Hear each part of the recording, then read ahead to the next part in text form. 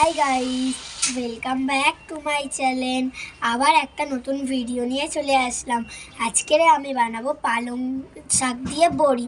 তোমাদেরকে দেখিয়ে দিই কী কী উপকরণ নিয়েছি। আর চলো রান্নাঘরে গিয়ে দেখিয়ে দিচ্ছি।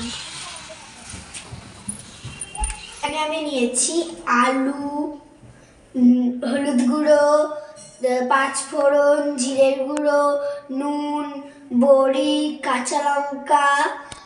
আর ওখানে আমি নিয়েছি ধুয়ে রাখা পালং শাক। তারপরে আমি গ্যাসটাকে ধরিয়ে দেবো। তারপরে তেল দিয়ে কড়াই বড়িটাকে ভেজে নেব। তোমাদেরকে দেখিয়ে দিই।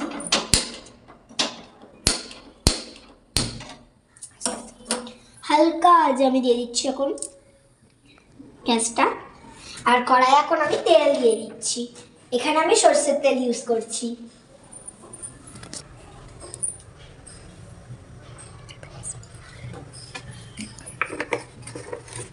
তেলটা গরম হতে থাক।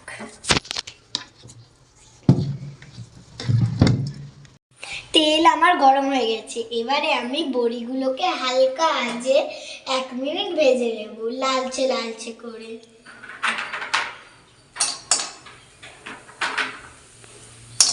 এবারে আমি পাঁচফোড়ন দেব।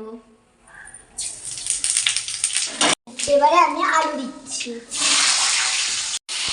আলুগুলো হালকা লাল লাল করে ভেজে নেবেন 2-3 মিনিট। এবারে আমি পালং শাক দেব।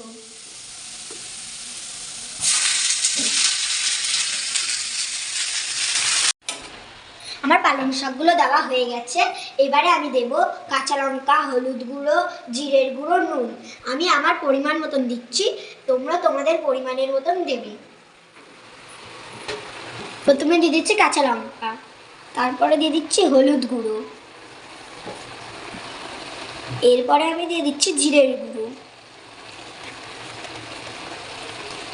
এরপরে আমি দিয়ে দেবো নুন।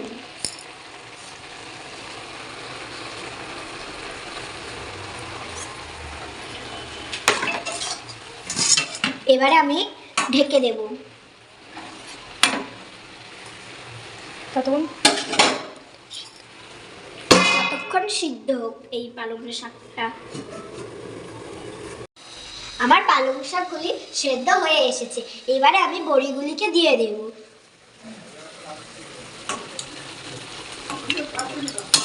এবারে একটু নেড়ে আর ঢাকা দিয়ে দিব।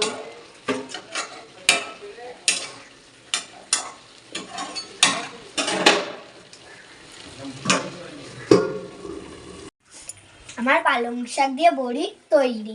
এবারে শুধু টেস্ট করে দেখার পালা।